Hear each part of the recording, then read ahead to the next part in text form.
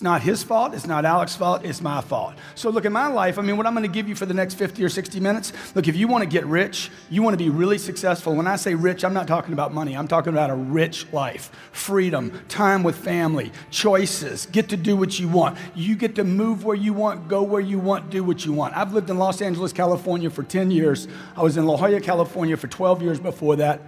I left Texas, 0% state income tax, to move to California, was willing to pay the 10.3. I was fine with the 10.3. Now they want to take it to 13. And I told Jerry Brown, if you raise it to 13, I'm leaving. I'm going to pick up my family. I'm going to pick up my business. Why? Because I'm free. I'm free. I get to roll, baby. I get to do what I want, go where I want. That's why I'm in business for myself. I'm not trapped. I'm not a slave. You're not going to handcuff me. So I'm going to go where it's friendly, where people are supportive, where it's good for me and my business and my family and the people that work with me, and where it's good for me. And I would expect that that's why you got in business for yourself, right? Look, if you want to be in business for yourself and free, you must learn to dominate. You cannot compete, okay? How many were trained this? Competition is a healthy thing. That message was not being delivered to entrepreneurs. That message was being delivered to consumers. There was somebody saying, look, the more oil companies we have, the better, because it's good for the customer, right? The more technology companies we have, it's not just Microsoft, the better for the customer. And inventions and improvements in products comes from competition. But if you're the one playing the game, you want to dominate the field. Would you agree? Let's say I'm playing a football game or a basketball game or a baseball game. I want to be on offense the whole time. Right? If I owned banks, I'd want to own every bank. I'd want the new world order. I'd want to dominate planet Earth. Okay? How many of you in the room have an iPhone? How many in the room have a phone that looks like, let me see, where's mine at? I never let go of my phone, ever. You know why? Because this phone is a prospecting tool.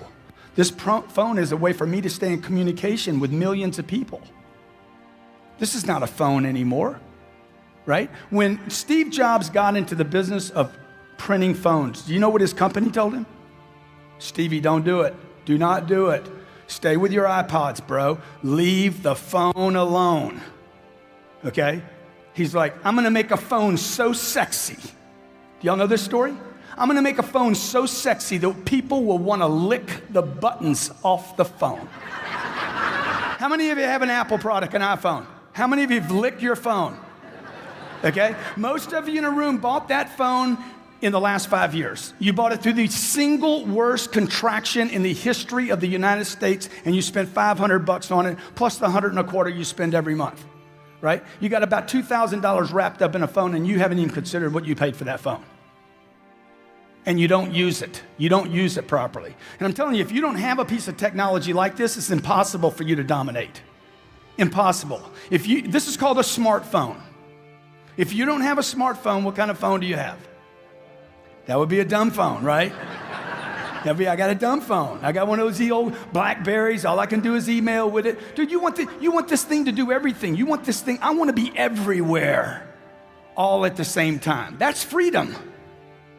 Okay? So look, I want to talk to you about domination, not competition. And I don't want to talk about you dominating other people physically. I want to talk about dominating space by using things like Twitter and Facebook and LinkedIn and Google Plus and blogging and becoming an expert in your field to where when somebody thinks about your business, your picture comes up. If that's not happening, you are going to blame the marketplace. The marketplace will deliver pain to the people that compete. Why? Because they're all competing. And then there's this one guy way out in the lead. He doesn't compete, right? That's where you want to be. That's how you have to think now. Okay, you're in a new economy. How many believe this economy, the one you're in right now, is extremely fragile, filled with tremendous amounts of uncertainty? How many agree with that? Okay? How many agree also, come 2013, when this election gets handled, whether it's Mitt or whether it's Mr. Barack Obama, whoever it is, okay, how many believe they got their hands full? Dude, we haven't even solved the debt problem yet, okay? You think this thing couldn't roll over again? I'm here to tell you it can. And you know who's gonna feel the pain? The people that compete. Who will cherish that moment are the people that dominate space. Why? Because people that dominate like contractions.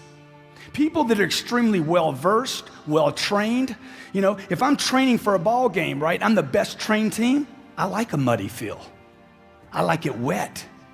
I like ice on the field. Would you agree? Because my competition is not as well-trained. I want to dominate space. I actually look for opportunities of contraction.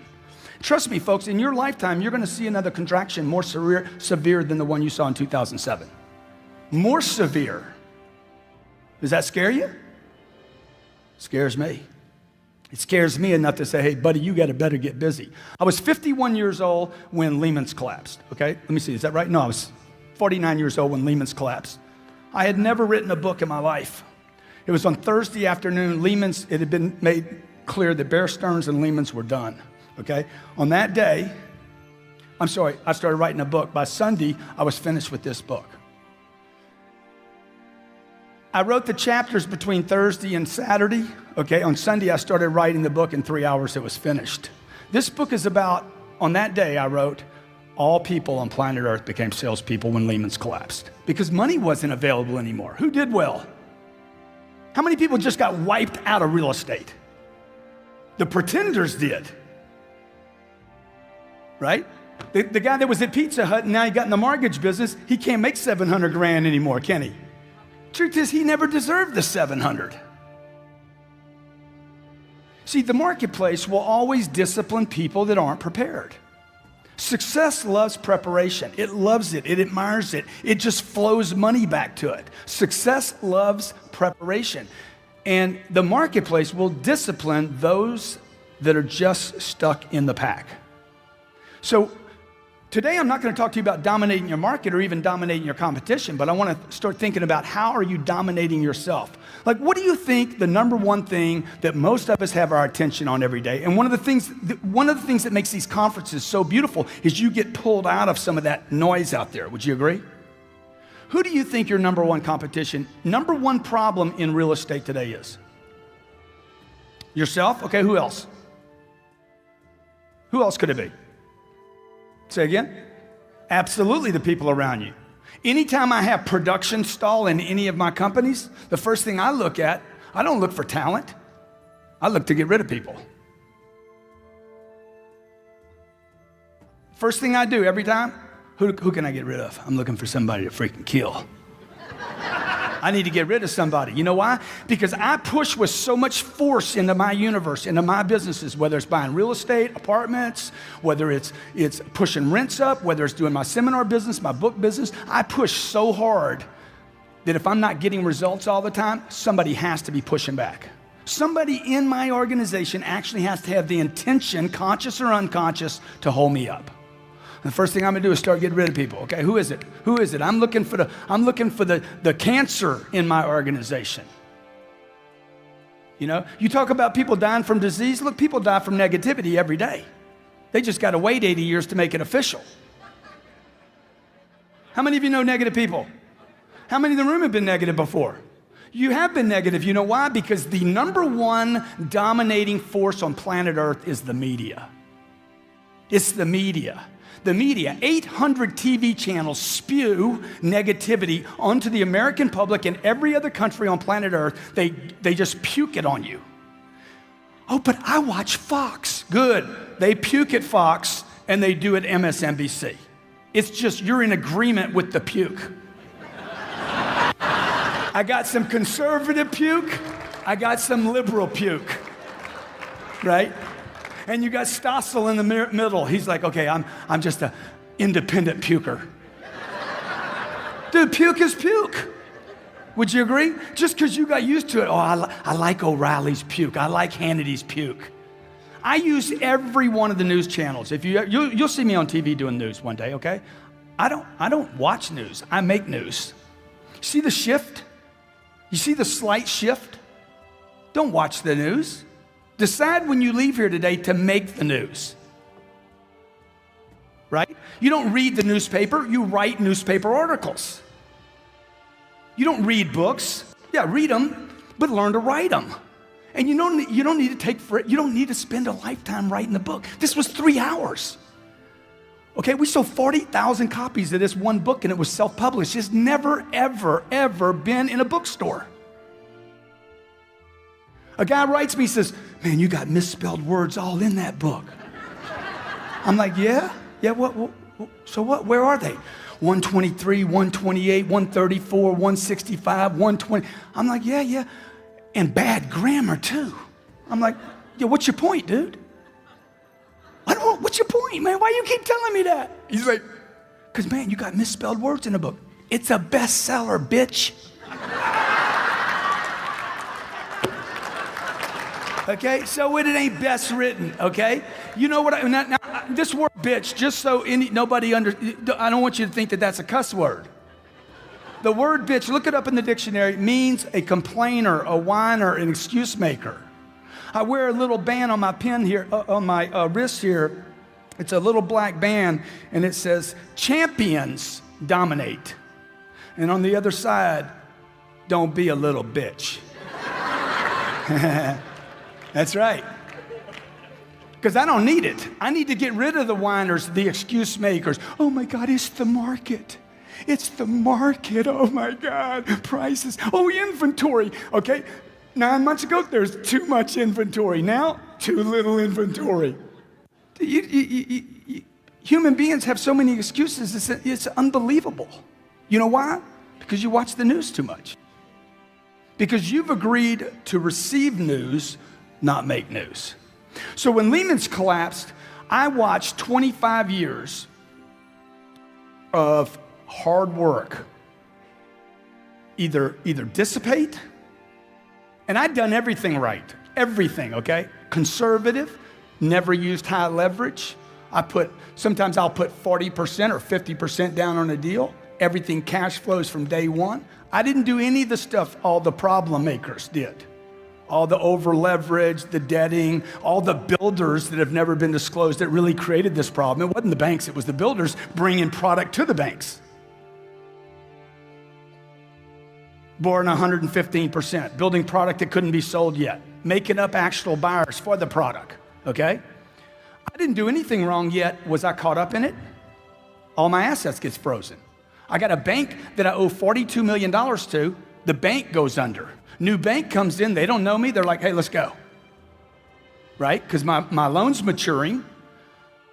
Values had gone down. And I'm sitting with my wife saying, oh, my God, man. I got 4 businesses, and they're all on stall. Engine's dying. What does this mean, Grant? My wife's an actress, okay? What does this mean? I said, baby, this is the biggest opportunity of our lifetime. It's the biggest. It's the monster, okay? Now, here's the problem with it. You're going to have 40% less than you've seen me before. Okay? You're not going to see me much. Because I'm going to go out into the marketplace right now, and I am going to literally cover up. This is my moment to expand into the marketplace while everybody was doing what? What was everybody doing for 3 years? All of them retracted, okay? This is my moment to dominate, not compete. So that's really what I want to tell you about today. I want you to walk out thinking, man, how do I dominate? Not other people. How do I start dominating my own self, my own time? If you know what day it is, you're not busy enough. Okay?